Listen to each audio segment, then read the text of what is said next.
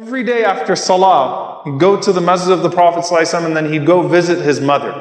And every single time he'd finish with his mother, he would say to her, or when he would greet her, he would say, Assalamu alayki ya ummi, peace be unto you, my mother. She would say, Wa alayka assalam, to my son. And then he would say, Rabbi irhamha kama rabbatni saghira. Oh Allah, have mercy on her the way she raised me when I was a child. And she would respond, Rabbi irhamhum kama bara'ani kabira. And oh my Lord, honor him and have mercy on him the way that he has dignified me and obeyed me in my old age. Can you imagine that was the dua of Abu Huraira that he would hear 5 times a day from his mother? That, and oh Allah, have mercy on him because of the way that he treats me in my old age. I guarantee you, again, Abu Huraira radiallahu ta'ala anhu, not knowing his place in history at the time, every one of our radiallahu anhu does not equal in the sight of Abu Huraira what it was like to hear that from his mom every day. Rabbi irhamhu kama bara'ani kabira. Oh my Lord, have mercy on him the way that he honored me in my old age. Dear brothers and sisters, that single dua is so precious. I want to end on a few concepts with this. There is no limit to that dua. No limit to that supplication of a parent. There is a narration and it has no sanad, it has no chain, so I'll put that out there, but it has a beautiful lesson that Musa alayhi salam asked Allah subhanahu wa ta'ala, Sa'ala Musa rabbahu man rafiqi fil jannah, that he asked Allah, who is my companion in paradise?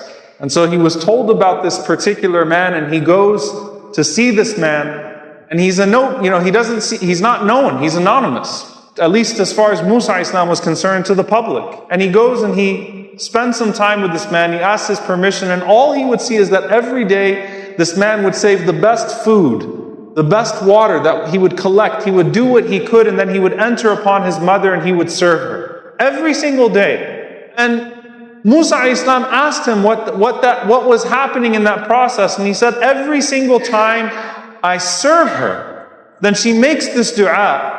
And he does not know that it's Musa Islam in front of him, that she makes this dua, Allahumma ja'al waladi hadha, oh Allah, make this son of mine, ibni hadha, rafiqa Musa fil Jannah. The companion of Musa alayhi salam, the companion of Moses in Jannah. SubhanAllah, the dua of a mother could even get you the companionship of a prophet. That lesson is valid.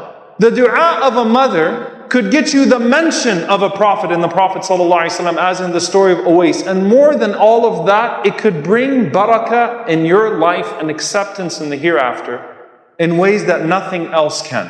So what does this mean for us? Number one, that barakah is induced, that blessing is induced through natural service. You don't call your mom or dad now and say, make dua for me.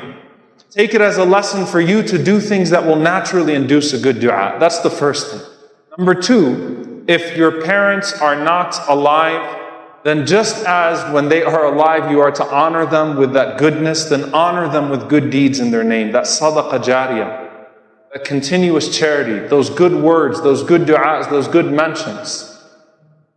And those deeds will reach them, and on the day of judgment they will be holding those good deeds that you did on their behalf and testifying in front of Allah subhanahu wa ta'ala for you bi'idhnillahi ta'ala. So that door is not shut. And the last thing I want to speak to, because it frequently comes up in the community, the mother-in-law. None of these khutbahs are excuses for oppression. All of them speak to a norm, and a lot of times when the mother-in-law is mentioned, it's like, oh no, well that's not my mom.